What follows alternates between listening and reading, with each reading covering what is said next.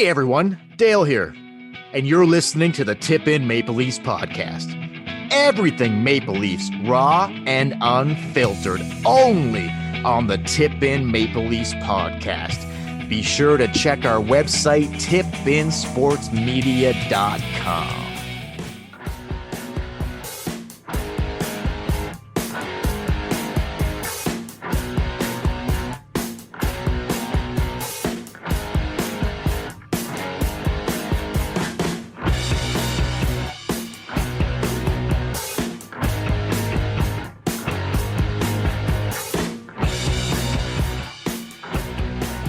Ladies and gentlemen, welcome to the Tip In Maple Leafs podcast. I'm Chad.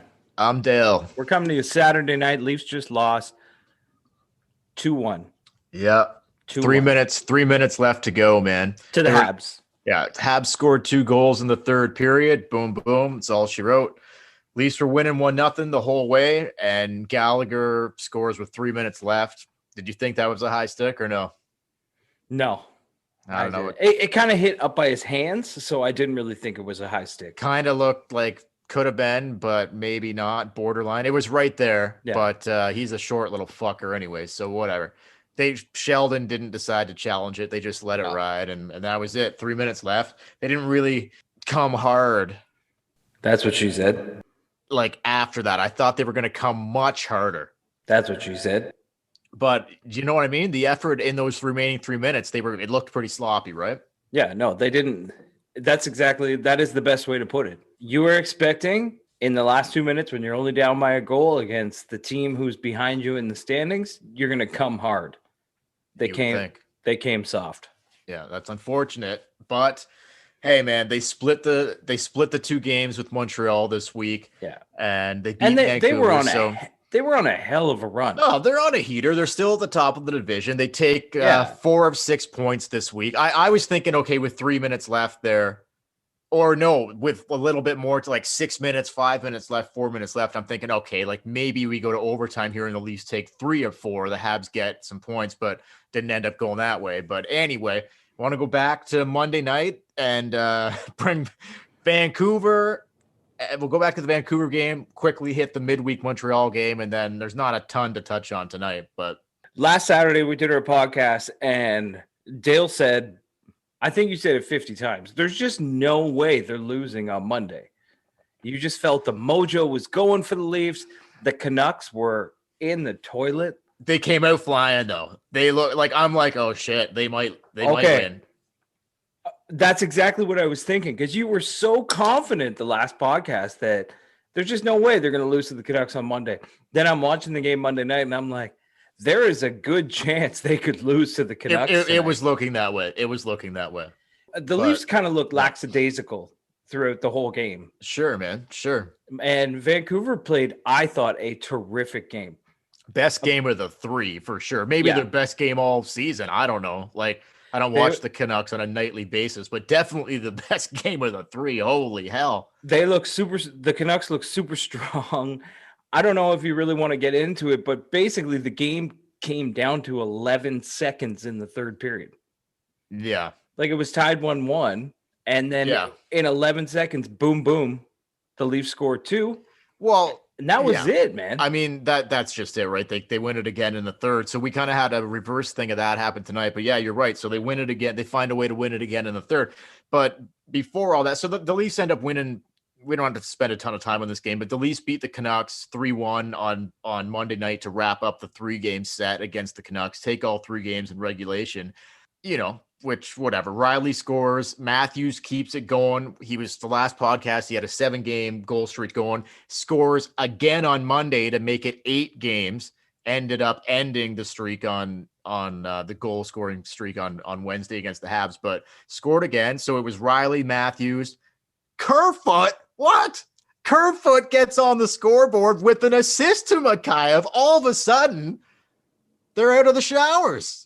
Riley scored, Matthews scored, and Kerfoot scored, assisted by Mikheyev. So 2 other things I'll take from this game, and that's it. Is there anything else you'd like to chime in on about this Monday night victory against the Vancouver Canucks? Well, they were saved by the stash. they were saved by the stash. You want to just go there right now then? Let's hit it, everybody. Ladies and gentlemen, it's time for Saved by the Stash. It's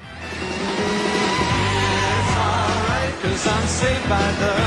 It's alright, 'cause I'm saved by the.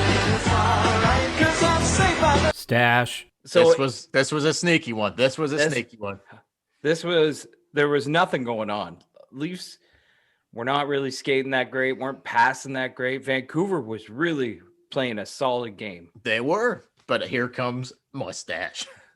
Mustache comes out Makes no mistake. and he's like, all right. Says enough of this. Keeps his goal scoring streak going. Scores in 8 straight games. His 11th goal of the season to be at the top of the National Hockey League. And once again, game-winning goal by this beautiful Mustache. He scores the second of 3 goals. They beat the Canucks 3-1. Mustachio gets the second goal and the game winner, and we are saved by the stash. Saved by the stash. Once again. It's alright, 'cause I'm saved by the. It's alright, 'cause I'm saved by the. It's alright, 'cause I'm saved by the. Stash. Okay, so moving on. What did you want to touch on that game? Well, the biggest thing to come away from that game, other than being saved by the stash, how many times have we been saved by the stash?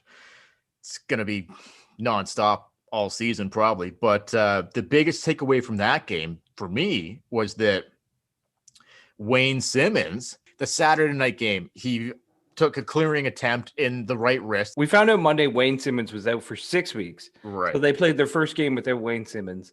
It was Saturday night. He took a shot to the wrist, but he was on the bench and looked like he was kind of moving his hand, but apparently it's broken and he's out for 6 weeks. The real thing about this is that, let's be real here. I saw that puck getting shot. I saw the clearing attempt, and I didn't see it anywhere near his wrist. I saw it hit one part of his body, and that's it.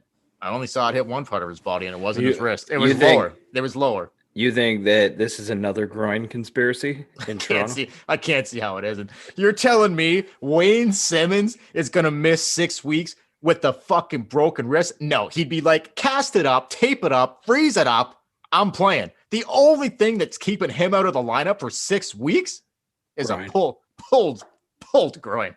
100%. 100%.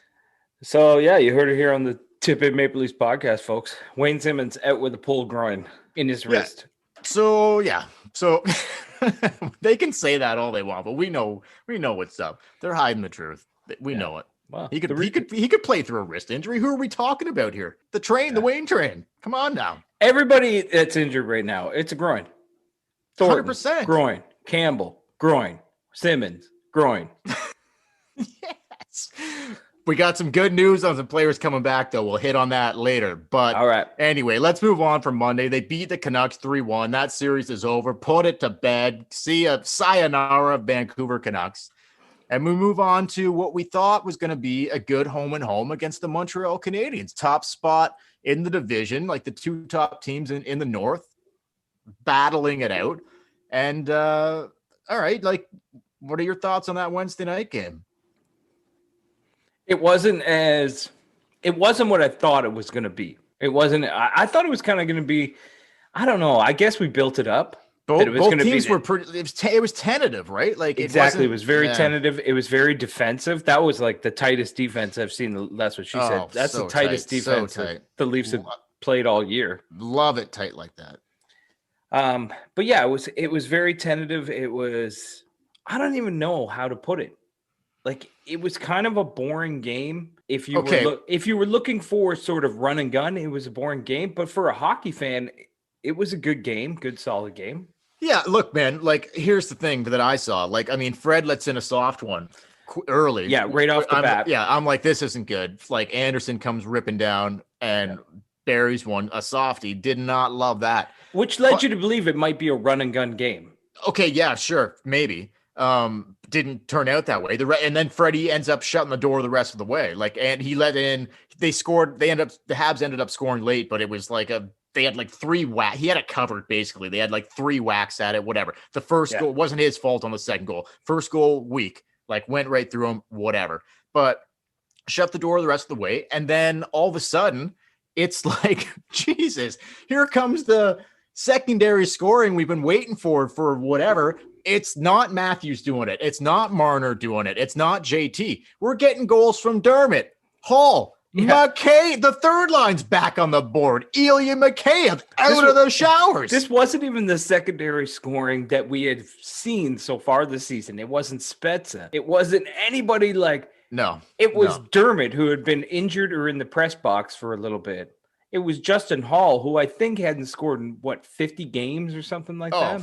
Like 400 days. The Dermott goal and the Hall goal, they just ripped it past them. We're talking about Carey Price here. They were like clean looks, and they both just ripped it past them. Yeah. Like Justin Hall must just be like walking away from that.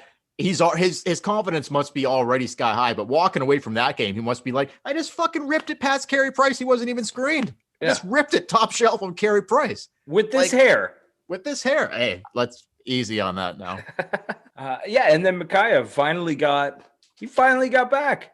Dude, the four goal scorers in that game, Chad. Travis Dermott, Justin Hall, they scored the first two. Mikheyev scores the game winner, third goal, assisted by Kerfoot too. Like, what is going on? And then Hyman with the empty netter. 4 goal scorers. Like, are you kidding Which is me? like Hyman scoring an empty net goal is it's a God-given thing. No. Assisted by Matthews, though. Matthews did not. So the scoring streak ended for Matthews, the goal scoring streak, and the point game streak ended for Marner too. He was on a heater.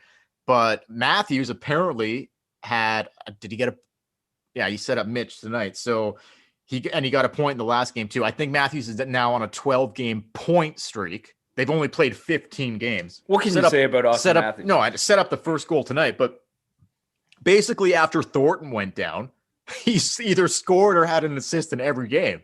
They've only played 15 games. He's on a 12-game point streak. Yeah. And just off of an 8-game goal streak. Can you say about Stashy? But so anyway, anything else from that game? Because there is something that I think is hilarious out of that game. Yeah, what was hilarious? Kerfoot moved off the power play. Yes. He scored on Monday against Vancouver.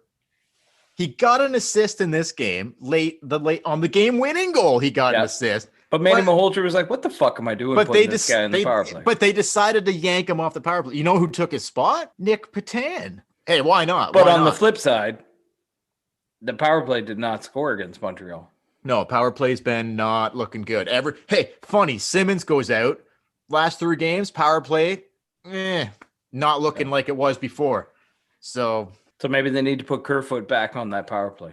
No, I don't. I think I think they should just maybe start loading it up again. To be honest, like just load up 1 unit and forget the whole 2 thing. Although the 2 thing was working great, but now that you've got you were never gonna have a power play. Like they were high 30s in percentages on capitalizing on their power play. I think the highest team in the past decade has been like high 20s, and it was Edmonton. It was like 28%. The Leafs were not going to go all season at 38% on their power play. It just doesn't happen. No, you're going to have cold stretches. So no, 100%, man. So and I'll say this. So recapping the Vancouver game and recapping the Wednesday night Montreal game. Yeah, I would say in both of those games, finding ways to win. Like the Leafs did not play their best games in either one of those games. I thought Freddie played really well in both of those games, which helped. If Fred had an off night, maybe they lose one of those games. So, but Fred played well, and just finding different ways to win, not like waiting for your chances and like waiting, like being patient, this kind of stuff. So it was good. Positives all around. 11-2-1 after that Wednesday night game. Unless there's anything else you want to say about that, let's just roll into tonight. Yeah, let's go into Saturday night. They come into tonight. I think the first 4 minutes into the game, Mitch Marner buries one. Yeah, 3-4 minutes in. They came out. They looked good. Flying. They were flying. They looked really good. And again, I thought, we could be in for a run and gun type of game. That's what I thought, that this could happen. Habs looked flat to me, man. Like Leafs looked good. Habs looked flat. Matthews sets up Marner. It's 1-0.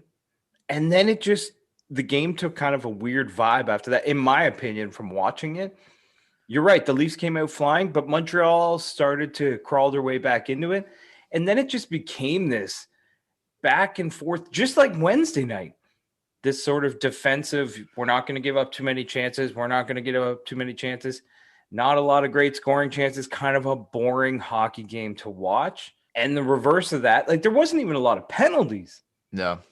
It was just kind of like. At least had a couple power plays, but they couldn't really get anything going. Yeah, there was no fights. maybe they got to put Kerfoot back on there. I don't know what's you going imagine. Like we were like, get him out of here, and then they take him off, and now they can't fucking do anything. Like so weird. That second period, if you had missed that second period, you basically didn't miss anything. No. You could watch the first and third and still catch the whole gist of the game. Yeah. The third period, you're right. It was basically a Monday night. What Toronto did to Vancouver on Monday night and kind of what they did to the Habs on Wednesday night, the Habs did to Toronto tonight. They scored 2 goals in the last 5 minutes, I believe. It was like a carbon copy, man. For real. Now that was it. That was the end of the game. The Leafs just couldn't get back with the goal. And I thought even when it was 1-1, I'm like, they still have a chance. Even though they're not playing great, they started out great, but they faded. They still had a chance to pull it out and get another 2 points. See, I thought the Leafs deserved to win that game. The Habs kept coming, like they were coming on stronger, but I thought the Leafs deserved to win that game. Yeah, but you could say the Habs deserved to win Wednesday. Yeah, fair enough. And the Leafs buried it. Or the Canucks deserved to win Monday and the Leafs stole it from them. So it's good. It's going to happen. These games are going to happen to every team throughout the league. But hasn't it been pretty cool that the Achilles heel to this team the last however many fucking seasons has been tight games? They are great. When it's a 7-5 game, like that Carolina game where they won 9-6 or whatever the fuck it was. We're not seeing that.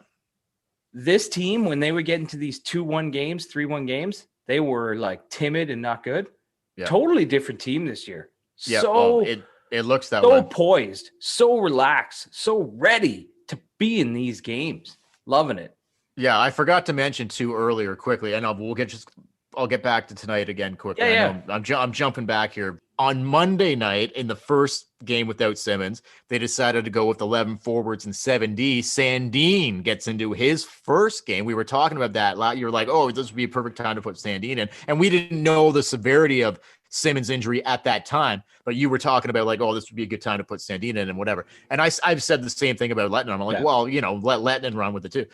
Ends up that I think both of them played on the Monday game, and then both of them haven't played since. The last 2 games against Montreal, Dermott's Charlie horse is all good, and Dermott ended up playing Wednesday and ended up playing tonight. But I just wanted to say, Sandin, finally, we were like, get this guy into a game. Like, what are you doing? They finally did. He played like as the 7th D, played 5 minutes, if that. And then he didn't play a lot. No. So, but they got him into the game, right? He right now. I'm going to get into this a little bit later, but this is the week you should play him. You got the Ottawa Senators rolling in for 2 or 3 games. See, that would make the most amount of sense. But here's what they're doing instead. He's being sent to the Marlies. Well, at least on the Marlies, he'll be the number 1 guy. That's the thing. Get him into. That's right.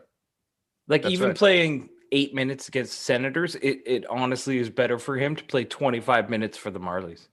I agree. So just to get, you're right. If he's not playing and you're like, go and play. So just to recap quickly of tonight's game, Matthews hits Marner. Marner's 7th goal. I know we were saying last podcast, Mitch isn't burying it. Well, all of a sudden, Mitch has got the 2nd most goals on the team. Anyway, Marner ends up scoring a 7th from Matthews. So Matthews now 12-game goal streak over, but 12-game point streak continuing into the 3 games coming up next week against Ottawa.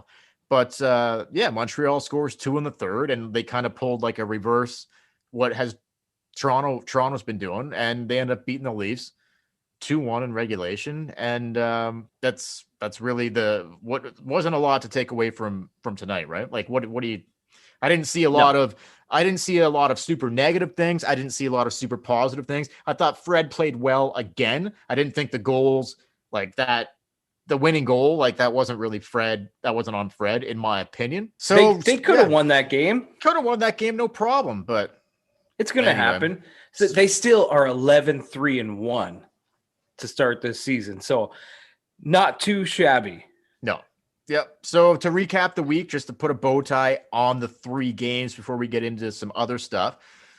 They beat Vancouver. They beat Montreal on Wednesday. They lose tonight. They get 4 out of 6 points. They still sit atop of the North Division. Could have been a 7-point lead. You're 20 minutes away from a 7-point lead. That's and then it's a division 3-point games, lead. man. It's crazy. That's what Crazy. I've been saying since this whole North Division started. Every game is a 4-point game. Could have taken a 7-point lead. Now you only have a 3-point lead. And that's why, like, when you beat the Canucks 3 straight, like that buries a team. That buries a team. Yeah, no, for sure. And especially when other teams in the division that they're trying to catch are pulling, like tonight or this afternoon, Ottawa beating Winnipeg.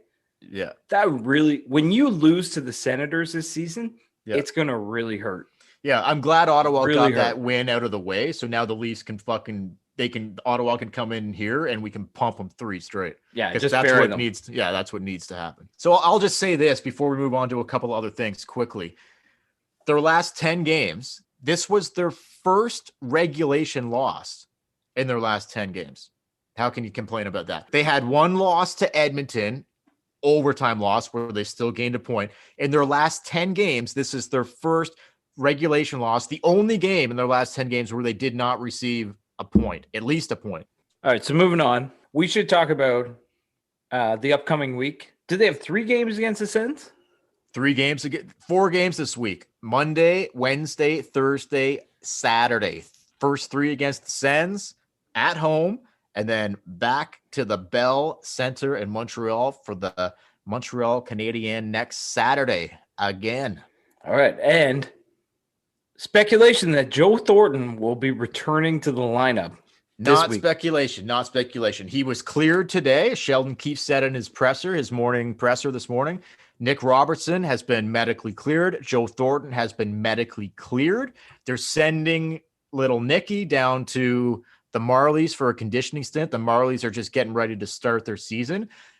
They're looking for how many games he didn't say, but hopefully not many. I'm sure send him down there, he'll play top minutes, maybe get a couple goals under his belt. I think he'll be back up because Robertson, Boyd, Patan. Yeah, let's get Nick back as soon as possible.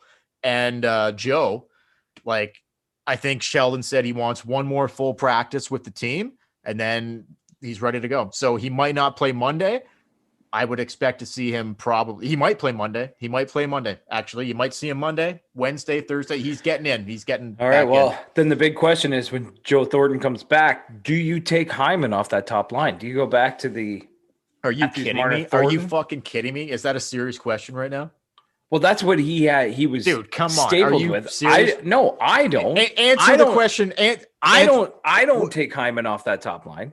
The answer is 100% no. It's impossible. You can't do that. No fucking way. No chance. Yeah, no, I don't take Hyman off that top line. I think. Do you try him on the wing with Tavares and honestly, Nylander? That's what I'm thinking. Yeah, because they don't have a fit there. Simmons was looking real good. Mikhail's not the guy there. They don't have a guy there. So that's where I think somebody's got to spark that line. That line has got to get. That's what makes the Leafs a threat. Is you can't you stop Matthews, you got to face Tavares and Nylander. You stop Matthews and Marner, you got to face Tavares and Nylander. That line's just not clicking. They need the guy. Do you not think he's the perfect guy to slot in there right now? I thought Simmons would have done a great job. Simmons was the guy. Yeah, and when Simmons is back, that's probably where I want to see him. But for now, I put Joe there. 100% I put What Joe about there. Kerfoot? No, come on, man. Come on. Kerfoot did spend some time there last season, and they were pretty good. Dude, no. Okay, maybe to ease Joe back, maybe they will do that. But I think after Joe gets a run of games under his belt, he should be with JT and Willie. That's where I would play him right now because Simmons is out. If they were healthy, I would keep Simmons up there with those 2 and shuffle the bottom 6 accordingly. But as for right now, I'm putting Joe there. That's just spark that line, like you said. And we'll get into next week's podcast. We'll talk about when Robertson comes back, like who comes out and whatever, and if they get fully healthy, like what it should look like. But I'm hoping they're only giving Robertson a stint with the Marlies to like just get the legs going, get him playing, give him 20 minutes a night in the AHL, get a couple goals, feeling good. And then I'm hoping he's right back with the Leafs in a regular, like none of this taxi squad bullshit. They're banged up. If you got, they're getting less banged up, but if you've got if you've got Engvall and Boyd and Patan in the lineup and you're choosing to play those dudes over, like if you're putting Robertson back on the taxi squad, big mistake. As soon as Robertson is ready to go, he should be in the lineup. Do you not agree? I do agree. I do agree. Like, come on, like I just named. Yeah, he's got to get in the lineup. And okay, let's take a quick break. Let's take a quick sponsor break. thing. One last thing before the sponsor break. 30 seconds. Cue up the top 5 though, which a special Valentine's Day edition of top 5. Well, let's have a word from our sponsor, and we get back. Top 5 things we love about the Toronto Maple.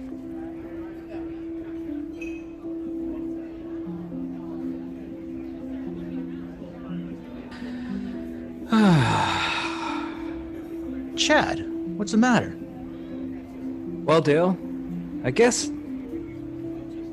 I've just been feeling a little down, because like I love podcasting, but I find there's something missing. There's got to be something else that I love other than just podcasting. Chad, wipe those tears away. There's only 2 things I know how to do. I never get down. I love podcasts just as much as you. The second thing I love is porn, but not just any porn, specifically Brazzers.com. Brazzers.com? That's right, Brazzers.com. What is it? Take a little sneak peek at Brazzers.com. Why don't you bring it up right now? I can't look at this on my computer. Is there any way I could watch it in private on my phone? Absolutely. Privacy settings galore. Brazzers.com has all your pornography needs. Well, this is great. I am so much happier now. Brazzers.com. Thanks, Dale. You're welcome, Chad. Brazzers.com. All right, we're back. So we're just going to touch on 2 quick things, and then we're going to do our top 5 for Valentine's Day. Yeah. Our top 5 things we love about the Toronto Maple Leafs so far this season. I mean, we love. Yeah, some dirty love. Some dirty love for this. Okay, What are the before 2 things? Top 5, I'm just going to go real quick. It was nice to see the third line minus Jimmy Vesey contribute this week. Contributing factors in both wins. It was nice to see anybody other than the Matthews line contribute. Well, dude, like we said earlier, Dermott, Hall, contributing, but it was nice to see contributing in both wins on Monday and on Wednesday against Vancouver and Montreal. That third line, Kerfoot and Mikheyev. Not so much Jimmy Vesey. Hit the showers, bud. But anyway, quickly, I'm just going to go here, man, before we go to the top 5. So have you seen any of the blueprints they've been putting out yet? They put out 3. They just put out the third one. Have you seen any of them? No. Well, yeah, I've seen them all except the third one. Okay, because dude, they're only like 8-minute clips. Yeah, I know. Anyway, okay, the third one just came out, and I just props to Sheldon Keefe, man. Like, this is just what I'm going to say quickly. Like, I love the way this guy is speaking, and we touched on this before. Like, I love what he's saying. I love how he's saying it, and I just can't see he's saying just. It makes me want to be like in the room being like, yeah, I want to fucking be a part of this. I want to play for this guy. It just, I can't see how the play, it just must be so refreshing for these guys that were there with the previous dude. He's just the way he speaks, what he's saying. You know what I mean? You know what I'm saying? I know what you're saying.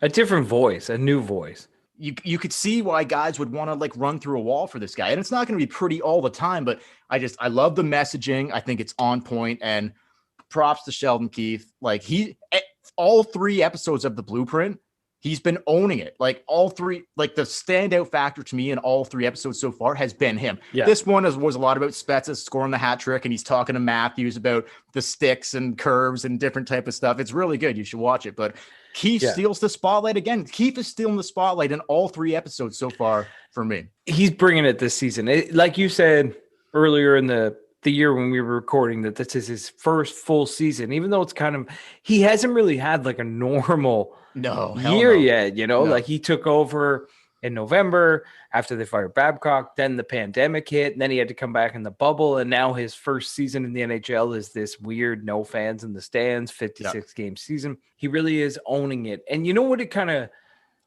reminds me of is, for anyone listening out there, I have played in bands my whole life. Dale can contest to this. He has also played in bands. Yep. The best band we ever played in together was obviously Van Halen, but that was a long time ago. But then Eddie caught me doing some shit. We don't want to get into it. The thing is that people often think when you're playing in bands, people often think, oh, hey, my buddy plays guitar. You guys should start a band together. Right? And then you meet this guy, but it just doesn't gel. Keith has this eye for things that gel and things that work and things that should happen. And you see it all the time. Like the first thing he did when he came in, Matthews and Marner went together. And for some reason, Babcock for years did not want those two playing together. Babcock's MO is like, he's got a history of like not wanting to put his 2 best players together. He's done that for years. But it's like before many years before he even got to Toronto, he was doing that.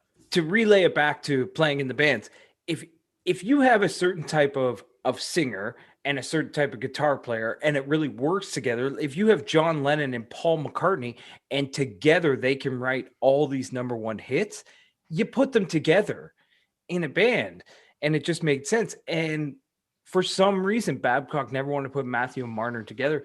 Now you look at them together and you can't separate them. No, you can't. Like if they were to start the next game and Matthew and Marner weren't on the same line together, you'd be like, oh my God, what's going on? But for some reason, they spent the first 2.5 years of their career not playing together because Babcock. Well, 3 really. 3, yeah. This will, and I agree with you 100%. And this will lead into like my last thing before we go to the top 5 is that leads into like to this before we go to the top 5 is that did you see tonight one of the intermissions they were showing the pregame warm-up and how Matthews and Marner were the last 2 off the ice, and they were going on about saying like they're the last 2 off the ice all the time. They're just little passes back and forth in front. They're literally staying on the ice until like the lights come on, like they dim the lights or the lights go out and they're like, it's time to go, guys. Yeah, usually flood the ice. Usually you would see the star players like rip it around a couple times, rip a couple home off the ice. Yeah, no, not stay out until like the last 2 off the ice. That's crazy. But you caught that part of Hockey Night in Canada. I totally caught that part. And that's what I'm saying. Like Keith, I like it. Keith sees that. He sees that and he puts them together. And it seems like common sense, but it's not in the NHL. No, and you're right. And Keith sees it, and the 2 of them really also seem like they want to make it work. And obviously, look at their numbers; like it is working. So yeah, you're not gonna. It's great. But so that'll lead me into this. I don't see how we don't talk about this before we go to the top 5. I don't know if you caught any of the pre-game interviews from this morning. Mitch Marner shaved the sides a little bit. Kept the top, kept it long at the back. We're talking now. Mitchell Marner, full mullet. Have you seen it? Are you kidding me? No, I'm not. Are you kidding me? No, full mullet, full mullet. Business in front, party in the back. Did you see it? Have you seen it? No, I haven't. Okay. The only time I've seen him, he has a helmet on. He had the whole shag going. But recently, I don't know if it was his girlfriend or someone snuck in there for a cut. I'm pretty sure it wasn't his girlfriend who said, you should mullet it up. No, probably not. Maybe he did it himself. Who knows? Maybe Mustache had like a, look, dude, I got the stash. You get the mullet. We can't lose. Yeah. Can't lose. You want to win a cup? Your leading scorer has to have a mustache, and your leading passer needs to have a mullet. Dude, he literally shaved the sides down, left it on top, left it at the back. Mitch Fuck Marner. is he doing? He's going full mullet. Remember Patty Kane back in the day when Chicago was winning the cups, was rocking full mullets? That's where Mitch is at right now. And I love every second of it. All right. Ladies and gentlemen, we are going to end the podcast tonight doing our top 5. It's Valentine's Day tomorrow. Get your sweethearts for this one. Get your sweethearts ready. Grab the person you love, bring them into the room, light a fire. And get ready for a very special top 5 list from the tip-in. Light a fire. This is the top 5 things we love about the Toronto Maple Leafs this season. Love. Hard love. Hard love.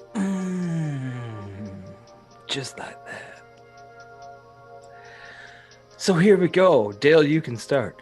Number 5. Number On- 5. Number 5 on Dale's top list for sweet Valentine's Well, Day. it's just a total top 5. Nah, no, total top 5. Oh, are you? Okay, well, here's number 5 for me. I got Number 5. five. So number 5 for me is... I had to think long and hard about this one. But I came up with this. Number 5 thing I've loved so far the most is Willie Nylander. Mitchell. No, I'm not done. Willie Nylander, Mitchell Marner, and Justin Hall's flowing locks. They're beautiful. Now we got a mully on one of these guys. The other two just flowing it, overflowing. The flow. yeah. The flows we have seen on the Leafs. Loving the flows, boys. Yeah. Loving the flows, especially on those 3. Justin Hall, Willie, and Mitchie. Oh, the flows. Loving it. Number 4.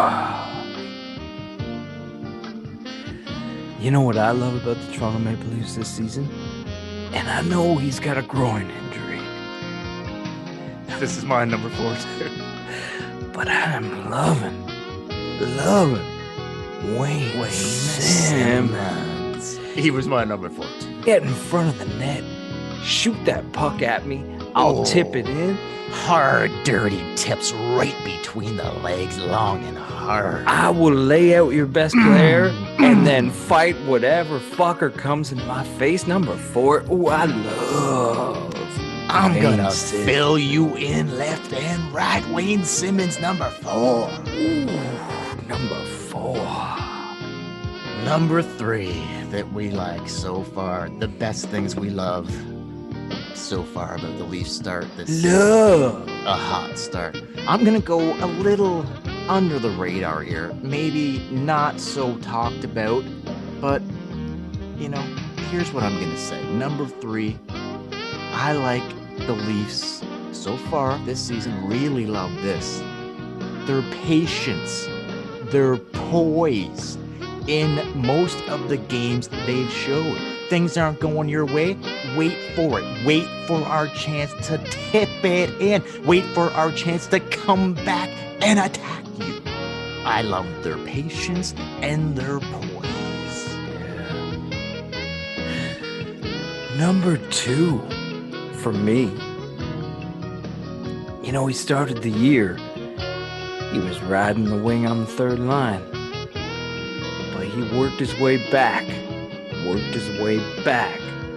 Grinding hard along the boards to get the puck to Matthews and Marner. I am loving Zach Hyman this year. Just loving this guy. What a bulldog. Stallion. He can go all day, all night. Energizer Bunny, just in time for Valentine's Day. They're like- Zachary Hyman. They're like, Joe Thornton's taking your place on the top line.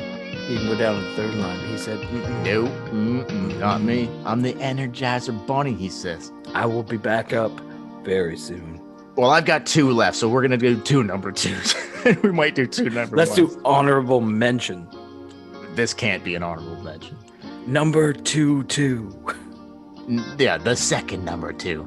that I've loved most about the Leafs this season so far is their hard D. Big hard D.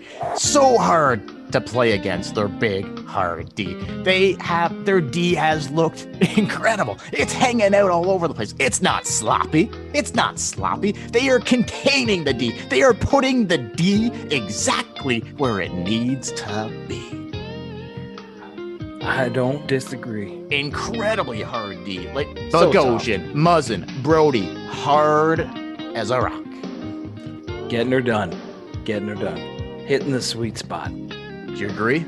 Hard D? Oh, hard D. Number 2, too. Hard D.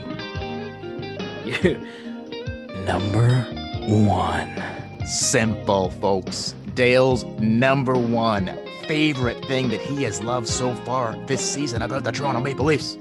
Valentine's Day edition. Number one favorite thing. What do you love? This whole thing isn't even going in the direction that it's going unless this happened. My number one is that the mustache stayed. The mustache stayed. It didn't go anywhere. Forget about Movember. Forget about all this. No. That mustache didn't go anywhere. And that is the number one thing I love most so far about the Leafs this season. The mustache did not go anywhere. Mustache. The top 5 things we love about the Toronto Maple Leafs this season. And now back to your regularly scheduled program. Last year, Austin Matthews scored 47 goals in I don't know how many games, but he was on pace for like he was going to 60. He was going to score 50, and he going to beat Rick Vibes' record of 54 100%. Oh, he was on pace for like 57, 58, and he might have hit 60. 12 games left. He had 47 goals, dude. Yeah. He was going way past it. I looked today just to see. So a season like that, where does Austin Matthews rank? Where do you think he ranked in Hart Trophy voting? MVP of the year. I don't even know if he ended in voting. I don't think he was in the top 10. I don't think he was in the top 10. He was 10. Okay, well, there you go. Jack Eichel was ahead of him. Where do you think he's going to be this year? A lot higher than that. Do you think Austin Matthews this year, do you think Mustache has taken the step as an elite star, a superstar in this league? Dude, are you kidding me? Is he in the same breath as Connor McDavid, Without Sidney a doubt. Crosby, Alex Ovechkin? Without a shadow of a doubt. 100%. So really, no doubt in my mind. You don't think? I 100% think that. Look at his game. When is the last time the Leafs had the best player in the league, or one of the best players in the league? Like Matt Sundin was great. Matt Sundin was never a superstar. No, like, man. At the time, he was never Fedorov. Dude, how many games did we watch Sundin play? Almost all of them. He was a point-a-game player every game. This kid here, 34. Better. I'm sorry, Mats. It's not even close. To me, it's not. And Mats was incredible, but this guy here is on a no. So you believe Austin Matthews, or I should say, the Toronto Maple Leafs have one of the top 5 superstars in the league. Oh my God. Without a freaking doubt, man. Without a freaking doubt. Yeah. 100%. That's why I couldn't believe that he was behind Jack Eichel and other people for Hart Trophy voting. I'm like, well, I don't think Jack Eichel's Austin Matthews. I don't think that'll be the case this year. And I think It will be. And you want to know why? No, you think he's going to be behind them this year? Yeah, I think he'll. No. I don't think he'll ever win a Hart Trophy. Oh, that he definitely will. No, I don't think he ever will because dude, look at what he's doing night in and night out. Doesn't matter. Sports writers write on it. Okay. And I do not think West Coast and okay, Ottawa sports writers will ever vote first place votes for a Toronto Maple Leaf. Well, I was going to say that. Like, it doesn't help that he plays for the Leafs because there's already so much oh, the Leafs, they get too much hype and blah, blah, blah, this or Exactly. whatever. So like when the Canadian reporters go to vote, he'll get second, he'll get third place, maybe fourth place votes when he deserves first place, but he'll definitely be behind Connor McDavid I think you might, year. I think you might be right, but it might not be this year, but next year when they get back with like fans in the stands, whatever, maybe it is this year. I believe that this guy will take it upon himself to be like, he's going to make it obvious that I am like The best it's player me. in the league. Yeah. Like that's where I think he's going. Just hypothetically, like I've grown attached to Matthews and Marner and these, like I really love them a lot. Right now, and this is crazy, total hypothetical. If you could, McDavid comes to Toronto, Matthews goes to Edmonton, do you do that at this point? Just That's straight, a hell, just that's just a hell straight of a up. question. Just straight up, 1-for-1. I have an answer, and you might think I'm crazy, but Here's my answer. People are gonna give me shit for this. No, if you have Mitch Marner, who's one of the best playmakers in the league, and you have Austin Matthews, who's one of the best goal scorers, why fuck with that chemistry? yeah, no, I agree. Like here, like I love McDavid, and yeah, is it crazy to like take Austin over McDavid? Maybe, but I've grown attached to Austin, and I think they are building something here, and that's why I would not do it at this time. I think Austin wants to be here, and I like his chemistry with Mitch, and I love his two-way play. McDavid is a Toronto-born kid. Fair enough, but he may want to come play for the Leafs. But here, I'm going to ask you straight up and give me your honest opinion. And I don't watch enough Edmonton games to know. Maybe I will by the time the end of the, like we're going to see them 6 more times or whatever. I'll maybe know better then by the end of this year. But do you think McDavid plays as well in both ends as Matthews does? Because I don't think he does. I think Austin's 200-foot game right now is like off the freaking charts, man. The Athletic had an article. I don't know if you read it this week, but they went back and they interviewed he played Switzerland in the men's league. Yep. They went back and interviewed the players and coaches, Mark Crawford, about when he was a 17-year-old. The guys there didn't want him. They're like, this is some fucking gimmick. They're like, the players were like, we don't want this fucking teenager coming and playing with us and all the cameras around and everything. Like, this is You'd stupid. think they would have known that, because he was like a superstar, a highly touted, like, but he was be first overall type thing. But they didn't know, right? They didn't know how good he was. There's a lot of first overall picks that don't turn out to be much. Look at Edmonton. Oh, dude. Oh, God. So they just thought, oh, God, okay. One of the players had the best insight watching him. And he's like, one of the things that Austin Matthews does great in his 200-foot game is get the puck back. And while you think he's in a puck battle, losing it in his skates, but somehow comes out with it, and you're like, oh, he got lucky. But then when you watch him do that time and time again, you're like, he's not getting lucky. This guy, wants more. He's doing this on purpose. Yeah. He is that good. Yeah. Anyway, it turned out that by the end of the season, they were like the fans, the players, everybody was just fucking in love with this guy. And it's crazy when you watch video of him playing for that team now, knowing who Austin Matthews is, to see him playing in Switzerland, and these fans have got like Matthews jerseys on this fucking team. I can't even pronounce their name. Did he play for Zurich or something? Yeah, exactly.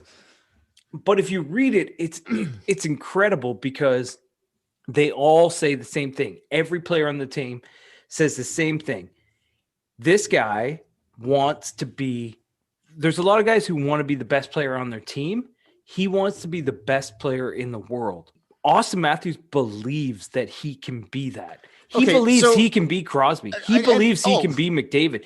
He's not just like, I want to be the best Toronto Maple Leaf. He wants to be the best player in the league. Like, he wants to score more than Ovi. People might think I'm nuts. Like, I would take Austin over Sid right now. And that's not even, I'm not even joking. Obviously, yes. Sid's at the end of his career. And no, 100%. But look, okay, make no mistake about it. Austin, and I don't know, I know they did it this past offseason. I don't know if they have previously done it, but Connor went down to Arizona and he was like, Austin and Connor were spending a lot of time together on ice, running through different, like they're buddies, right? Like going back to the tournament they did when it was like the North American team or whatever it was, right? Remember that? Yeah, I remember that. Or if that was even what it was. Yeah, I think it was Team North America or whatever, because they mixed like Canadians and How Americans. lethal was that? Oh, dude. McDavid with Matthews on his wing. Yeah, Riley was on that team too. McKinnon, like it was ridiculous. I don't even know how they didn't win, but like to me, Austin is like he was going to get better and progress regardless. But like how much to me, he just looks so freaking dominant night after night. Like how much of that do you think relates to maybe his relationship now with Connor McDavid? Like, is that a thing? Do you think that's part of it or no? It could be. I think Matthews training with McDavid makes both of them a better player. Like Matthews can also teach McDavid things about his game that McDavid could teach Matthews. And now they're in the same fucking division. It's crazy. So look, like Leafs fans, if you're listening and you want to chime in, leave us a comment, let us know what you think. Chad and I both agree that at this point in time, we would not trade. We would not make that deal. We would not send Austin over to Edmonton and bring Connor in. It's a very tough. tricky question. And as Leaf fans, we've grown to love Austin Matthews. So Yeah, we do love him. And more importantly, like, let's be serious. You trading that mustache away? I don't fucking think so. well, doesn't Connor have a dirty stash? Not even close, bud. We're not talking like Brazzers style here. No. There's only one Brazzers in the NHL, and it's 34, Austin Matthews, Toronto Maple Leafs. Connor, not even close. Let's bring this to a close. We're going to look ahead to this week. So Monday, this coming Monday, Family Day Oh, yeah. here in Ontario. Yeah. The Leafs and Senators are going to face off the first of 3 games at home Yep. in Toronto, at home for the Leafs. Yeah. They're They're gonna at home all week long Yep, they're going to play Monday against the worst team in the league. Monday, Wednesday, Thursday. This is a time to pick up 6 points, boys. If ever there was a time to pick up 6 points, Have this to is do the it. week. And then on Saturday, you're going to have a well-rested Montreal Canadiens. They are off for 7 days, and they are not playing again until next Saturday against the Leafs. Okay, so we'll see what happens next Saturday. The season series is 2-1 for the Leafs against the Habs. Maybe the Habs take it next Saturday. Maybe they don't, but got to beat up on the Ottawa Senators coming in here. Got to beat up on them. They play Monday against the Sens, Wednesday and Thursday. Hutch get a game? I think he does. Yeah, you have to give Hutch a game. You have to. The Thursday game, right? Fred plays. Yes. Fred plays Monday. Fred plays Wednesday. Hutch gets the Hutch Thursday. can beat if Hutch can't beat the Ottawa Senators, then what the fuck? Fred plays Monday, day off. Plays Wednesday. Hutch plays Thursday. Fred will have Fred plays Thursday, Saturday. Friday off. Fred plays Saturday, and then hopefully Jack will be starting to skate by then. I don't think they have a back-to-back for a while after that, so we'll see. But I think Hutch is going to get in. I can't wait for that one. I can't even wait for that. But their improved D, will that help Hutch? I hope so. I can't even believe we're going to be watching another Leafs game with Hutch and net. I can't believe You knew it was But gonna. You knew it was gonna happen. It's You knew going it to was gonna happen. It's going to happen, man. Anyway, for the Tip and Maple Leafs podcast, don't forget to follow us on Facebook and Instagram at the Tip and Maple Leafs podcast, on Twitter at the Tip and Podcast. Email us at the Tip and Podcast at gmail.com. Hit up our YouTube page at the Tip and Maple Leafs podcast. Hit like, hit subscribe, hit the bell to get notified when we post new videos. And most importantly, check out www.tipandsportsmedia.com. You can find all information in regards to the podcast, where to listen. You can watch all our YouTube clips. You can leave a comment. You can read news. Everything is there. We will be back next Saturday. And until then, I think so. we will. Catch you later, Leafs Nation. Catch you later. And don't Go forget, Leafs. we love Happy Valentine's Day. Happy Valentine's